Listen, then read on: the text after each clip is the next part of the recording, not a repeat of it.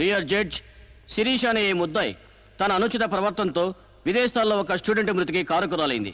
ఆ పాప భీతి వేధిస్తుండటం వల్ల ఇప్పుడు మానసిక వేదన అనుభవిస్తూ బిడ్డ పుట్టాక మెంటల్ బ్యాలెన్స్ తప్పి చివరికి ఆ బిడ్డనే తన చేతులతో పైనుంచి కింద పడేసింది. నా బిడ్డని చంపలేదు, నాకు మెంటల్ లేదు. I'm perfectly all right. వీళ్ళందరూ నన్ను ట్రాప్ చేసి మెంటల్ దానిలో ప్రూవ్ చేస్తున్నారు. నీ వాదన చెప్పుకోవడానికి కావాల్సినంత టైం ఇస్తాను. ముందు పీపీ గారిని మాట్లాడినవు. ప్రొసీడ్. ఈమెకు తన బిడ్డ మీద మమకారం లేదు కదా, ఆ బిడ్డ బ్రతుకుంటే తనకు అడ్డం వస్తుందని పైనుంచి కింద పడేసింది. ముందు అబార్షన్ పేరుతో చంపబోయింది. అది వీలు కాక బిడ్డ పుట్టగానే వదిలించుకుని దెయ్యమనే నాటకాలు ఆడుతుంది. వీటికి తగిన సాక్ష్యాలు doctor Sunitha and her staff. ఏం చెప్పాలనుకుంటున్నావో ఇప్పుడు చెప్పు. నా బిడ్డని నేను చంపలేదు. మరి ఎవరు చంపారు? కాంచెలు చంపింది.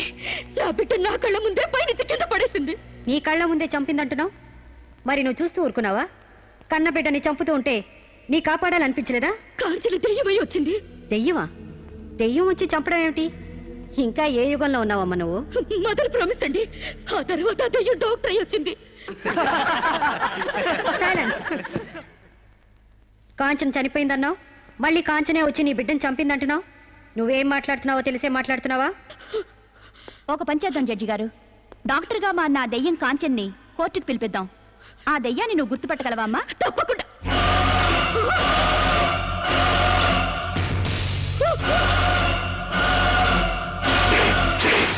ఏంటమ్మా అలా చూస్తున్నావు? జడ్జి గారు, ఈ దైవే నా బిడ్డ చంపింది. ఇప్పుడు లాయర్ అయ్యి వచ్చింది. నో, లాయర్ గా రావటం ఏంటమ్మా? ఆ అమ్మాయి లాయరే. ఇది లాయర్ కాదు, ఇదే నా బిడ్డ చంపింది. చెప్పు చెప్పు, నా బిడ్డను ఎందుకు చంపావు? చెప్పు, నా బిడ్డను ఎందుకు చంపావు?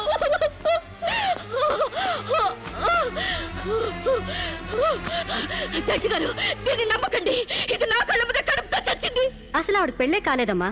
అయినా చనిపోయిన ఆవిడ మళ్ళీ ఎలా వస్తుంది? ఎలా నీ బిడ్డను చంపుతుంది? దెయ్యమై వచ్చి చంపిందండి. ఏమిటమ్మా నువ్వు అనేది? ఆ అమ్మాయి ఇదే కోర్టులో 5 ఏళ్ల నుంచి పనిచేస్తుంది. మనిషి కళ్ళ ముందే కనిపిస్తుంటే సచ్చింది, దెయ్యమైంది, మళ్ళీ డాక్టర్ అయింది, లాయర్ అయింది అంటావేంటి? నిజంగానే నీకు మెంట్లా లేక డ్రామానా? లేదు జడ్జి గారు, అబద్ధం. బిడ్డ చావలేదు, నా వద్ద క్షేమంగా ఉంది.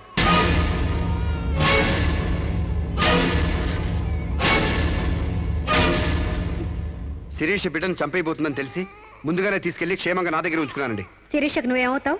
ఆమె భర్తని. నో, ఇతను నా భర్త కాడు. ఎవరిని భర్త? నాకు భర్త లేడు. చచ్చిపోయాడా? అసలు నాకు పెళ్ళే కాలేదండి. మరి నీకు బిడ్డ ఎలా పుట్టాడు? డేటింగ్ మూలంగా. వాట్? గాలికి ధూళికి పిల్లలు పుట్టడానికి నువ్వేమైనా కలిగ కుంతివా? అయినా ఈ అమ్మాయి ఏం మాట్లాడుతుందో నాకేం అర్థం కావట్లేదు. నాకు అర్థం కావట్లేదండి.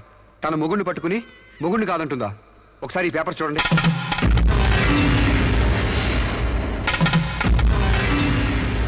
తన బిడ్డకు తండ్రినని తన ప్రశ్న అప్పుడు నేను వేలిముద్ర వేసిన పత్రాలు.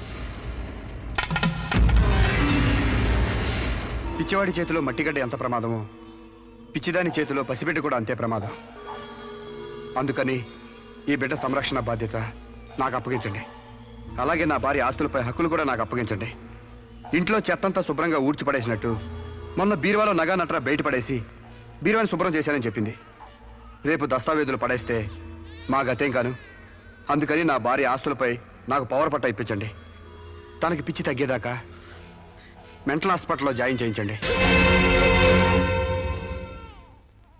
శిరీష సొంత భర్తను కూడా గుర్తుపట్టలేని స్టేజ్లో ఉంది. కాబట్టి ఆవిడకి మెంటల్ హాస్పిటల్లో ట్రీట్మెంట్ చేయించాల్సిందిగా ఆదేశిస్తున్నాను. అలాగే బిడ్డని సాంబశివరావుకు అప్పగిస్తూ అతని భార్య శిరీష ఆస్తులపై పవర్ ఆఫ్ అట్టాని మంజూరు చేయవలసిందిగా కోరుతున్నాను.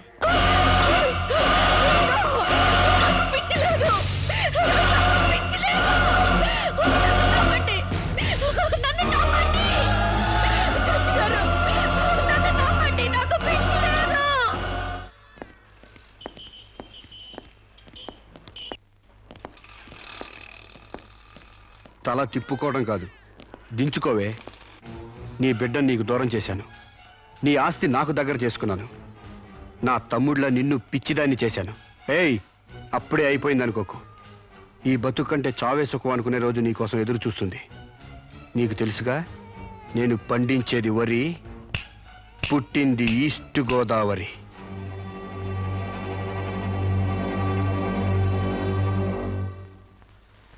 మీరు చేసిన సాయానికి రుణపడి ఉంటానండి. ఇంక ఈ డోస్ చాలనుకుంటాను సాంబశివరావు. ఇనుము వేడి మీద ఉన్నప్పుడే అది ఎలా కావాలంటే అలా మలుచుకోవచ్చు. దాన్ని కొవ్వు దిగడానికి ఇదే సరైన సమయం. వస్తానండి.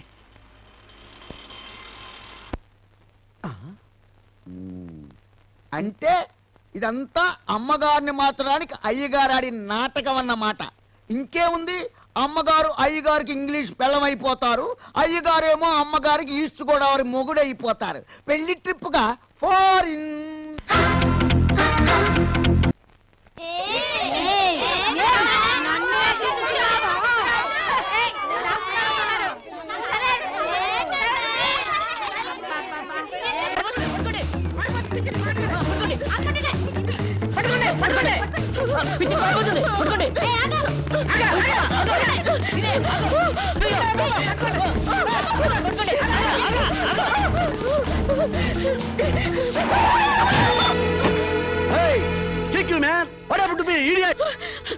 ప్రకాష్,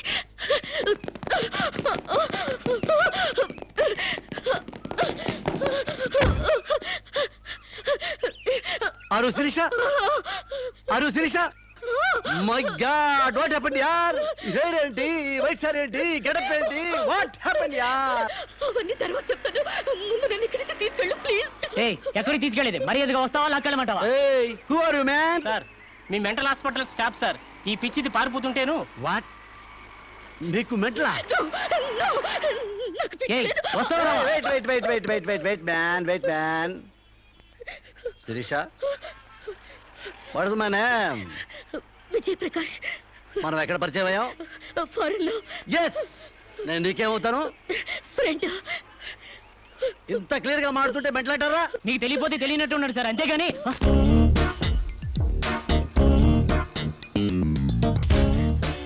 చెప్పు, శిరీషకి మెంటలా కాదా? కమాన్. శిరీష్కి ఎవరు లేరు రమ్మంటారా? ఆవిడకి క్యూలకి ఎప్పుడో పంపిస్తాడు.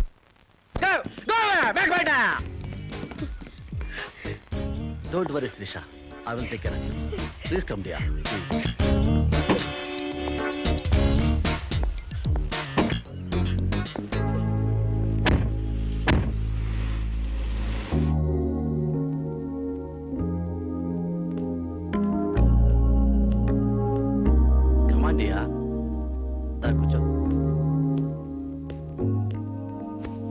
ఎలా ఉండేదానివి ఎలా అయిపోయావు? డయానా క్వీన్ లా ఉండేదానివి డయేరియా పేషెంట్ లా తయారయ్యావు. అఫ్ కోర్స్ మదర్ అయినా నీ గ్లామర్ తగ్గలేదనుకో. Come on Siri, take this. No thanks. Okay, it's all right. బాగా అలసిపోయినట్టున్నావు. పద బెడ్రూమ్కి రెస్ట్ తీసుకుందాం. ప్రకాష్, వాట్ హ్యాపెండ్ యా? హెల్ప్ చేస్తానని తీసుకొచ్చి నువ్వు చేసే పని ఇదేనా? ఎవడో దారిని పోయే దానికి బిడ్డను కనిచ్చావు.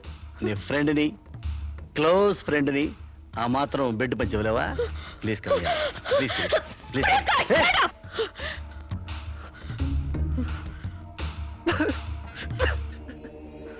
దుర్మార్గుడా, దుష్టుడా, ఒంటరిగా ఆడపిల్ల మీద చేస్తావురా? నీకు అమ్మ రాలేరా, అబ్బా చెల్లెలేరా? పురుగులు పడిపోతావురా, నాశనమైపోతావురా, అదైపోతావురా, ఇదైపోతావురా. ఇది కాదే నీ క్యారెక్టర్. పెళ్లి కాకుండానే సంసారం చేసేది ఎవరో తెలుసా? బ్రోతల్స్. పెళ్లి కాకుండానే తల్లి అయ్యేదెవరో తెలుసా? Brothels. You are just number 1 rating brothel.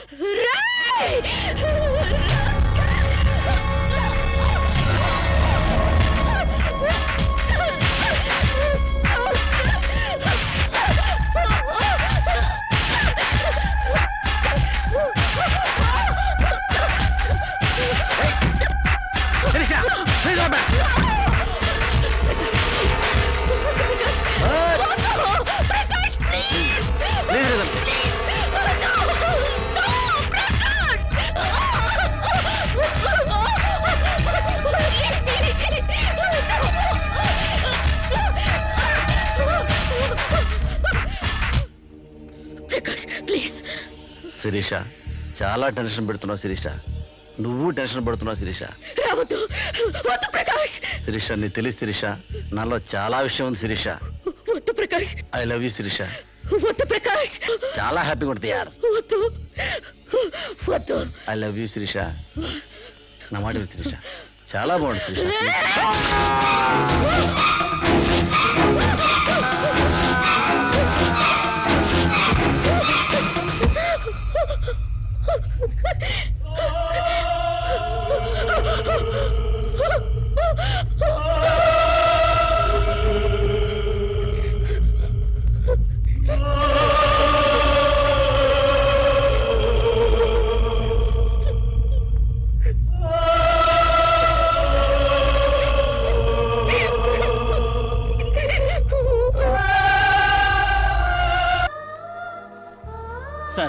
ఈవిడ అన్నయ్య దగ్గరికి వెళ్ళొచ్చాను. ఈవిడికి మాకు ఎలాంటి సంబంధం లేదని చెప్పారు సార్. దీనికోసం మనిషి అన్నవాడు ఎవడూ రాడు, కానీ కేసు రిజిస్టర్ చేసి కోర్టు తీసుకుపోదండి.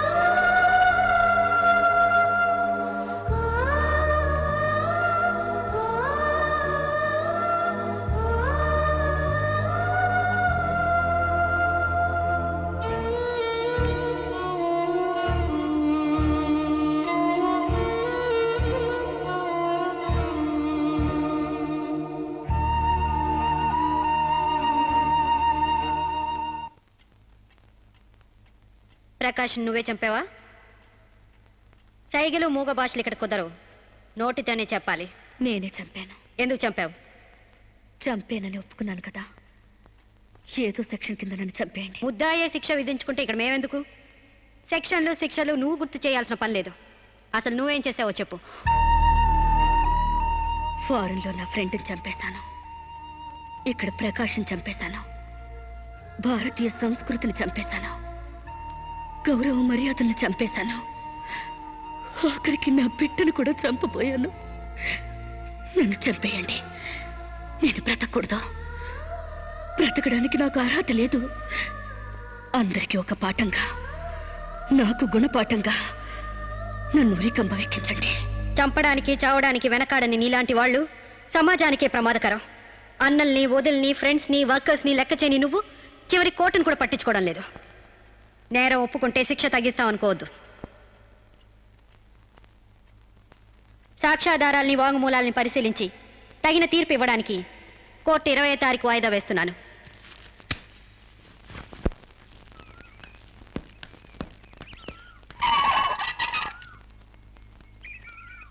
నేను జడ్జ్మెంట్ వాయిదా వేస్తున్నట్టు మీరు జర్నీని అర్జెంట్ చేస్తున్నారా?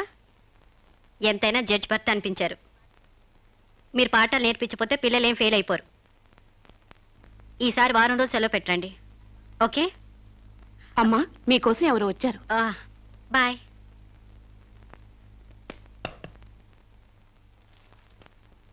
నమస్కారం అండి, నా పేరు సాంబశివరావు అండి. నువ్వు శిరీష తాలూకు మనిషివి కదూ? అవునండి. సారీ, నేను ఇంట్లో కోర్టు విషయాలు మాట్లాడను. నేను అందుకు రాలేదండి, కొన్ని సొంత విషయాలు మాట్లాడుకుందామని. సొంత విషయాలా? హాయ్, కొంచెం పర్సనల్ అండి. చెప్పండి. అది మన ఇద్దరి మధ్య ఉండాల్సిన పర్సనల్ అండి. మీరు కాసేపు బయట ఉండండి.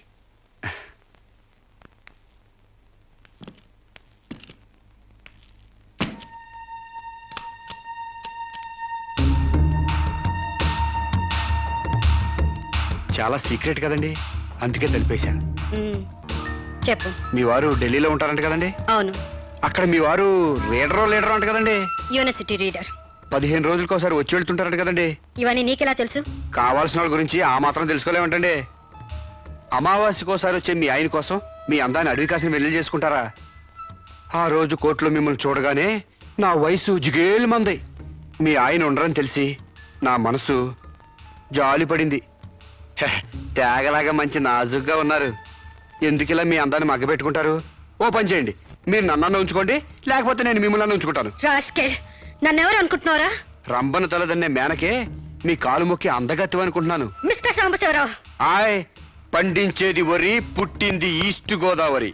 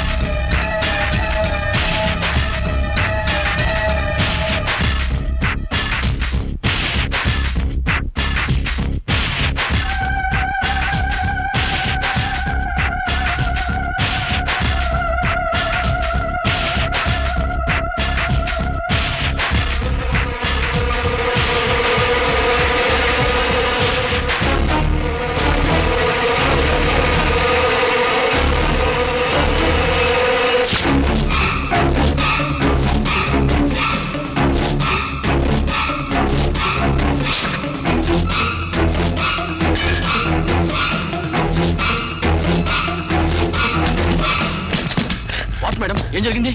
అతను చాలా ఇండిసెంట్ గా ప్రవర్తించాడు. అసలు వీడి లోపల ఎందుకు రానిచ్చారు మేడం? ముందు అతను హాస్పిటల్ తీసుకెళ్ళండి ప్లీజ్. Constables call ambulance. ఆగండి.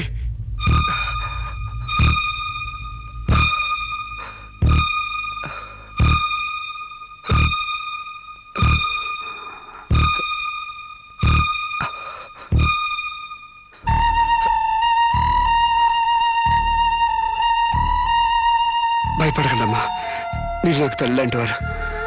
ఇదంతా నేను కావాలని చేయలేదు. శిరీష్ నిర్దోషని చెప్పడానికే చేశాను. అవునమ్మా, శిరీష్ అమాయకురాలు. నా శిరీష్కి అనుకోలేకపోయినా ఆర్తన ఉంది. మమకారాన్ని అర్థం చేసుకోలేకపోయినా మానవునికి విలువిస్తుంది. రాష్ట్రం కాని రాష్ట్రం వెళ్ళొస్తేనే స్టైల్ పెరిగే ఈ రోజుల్లో 20 సంవత్సరాలు ఫారిన్లో ఉండొచ్చిన శిరీష్కి ఇతరుల్ని డామినేట్ చేయాలనే తప్ప వేరే ఆలోచన లేని పిచ్చిది. మీరు ఒక జడ్జి అయ్యిండు కూడా ముందు వెనక ఆలోచించకుండా రేపు చేయబోయి నన్ను కత్తితో పొడిచారు. ఎందుకు? ఆడదానికి ఇష్టం లేకపోతే స్వయానా మన్మధుడే దిగొచ్చినా అంగీకరించదమ్మా. నా శిరీష్ శీలం లేని ఆడదైతే ఆ రోజు వాడిని ఎందుకు చంపేది? హాయిగా వాడితోనే డేటింగ్ పెట్టుకునేది. మొగుడితో తప్ప పరాయి మగాడితో ఊహించుకోలేని ఆడతోనూ ఉన్న ఏ ఆడదైనా ఆ పరిస్థితుల్లో ఉంటే ఈరోజు మీలాగే ఆ రోజు శిరీష్ లాగా చేస్తుంది. ఎంత పచ్చి వ్యభిచారైనా ఇష్టం లేని మగాడి చేయి పడితేనే చేదరిస్తుంది. నా శిరీష్ సిగ్గు తెలియంది కానీ శీలం లేనిది కాదమ్మా. తను నా తమ్ముడిని ఏ డేటింగ్ పేరుతో మోసం చేసిందో అదేవిధంగా మోసం చేసి తనలో మార్పు రావాలని నాటకం ఆడాను. అవును మేడం, శిరీష్లో మార్పు తేవాలని నేను సాంబశివరావు కలిసి ఈ నాటకం ఆడాం. ఆమెలో మార్పు సాధించాం. కానీ లాస్ట్ మూమెంట్లో మర్డర్ కేసులో ఇరుక్కుంది. మీరు శిరీషకు కఠిన శిక్ష వేయబోతున్నారని తెలిసి అతను ఈ రేప్ ప్లాన్ గురించి నాతో చెప్పాడు. మీకు తెలియంది కాదు కానీ చెప్తున్నాను. రేపుకు ఉరిశిక్ష వేయాలని చట్టాల మార్పు కోసం ప్రయత్నాలు జరుగుతున్న ఈ రోజుల్లో రేపిస్ని చంపటం కనీసం చిన్న నేరం కూడా కాదని నా నమ్మకం. దయచేసి నా శిరీష్ని కాపాడండి. నా శిరీష్ని కాపాడు.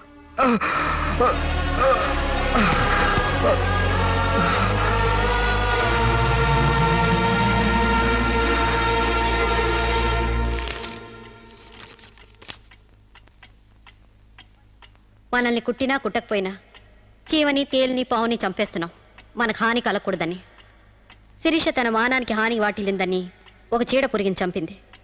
ఒక పథకం ప్రకారం ముందు వేసుకున్న ప్లాన్ ప్రకారం చంపలేదు కాబట్టి ఆ క్షణానికి ముందు హతుడు ప్రకాష్కి ముద్దాయి శిరీషకి పగలు ప్రతీకారాలు లేదు కాబట్టి ఆమె ఇంటెన్షన్గా అతన్ని గాయపరచలేదు కాబట్టి ఈ కేసుని కొట్టివేస్తున్నాను. 100 మంది దోషులు తప్పించుకున్నా ఒక నిర్దోషి కూడా శిక్ష అనుభవించకూడదు. న్యాయమూర్తి కోర్టు ద్వారానే కాదు, ఎలా తెలిసినా సాక్ష్యాలు స్వీకరించాలి. తనిస్తున్న ఏ తీర్పైనా పూర్తి నమ్మకంతో ఇవ్వాలి. ఈ 3 సూత్రాలు ఆడదానికి 3 ముళ్ళ మంగళసూత్రాల న్యాయమూర్తికి పవిత్రమైనవి. ఈ సూత్రాలపై నమ్మకంతోనే ఈ తీర్పు చెప్తున్నాను. సాక్ష్యాధారాలు పరిశీలించిన పిమ్మట శిరీష తన నేరాల్ని అంగీకరించిన నిర్దోషిగా ఆమెను విడుదల చేస్తున్నాను.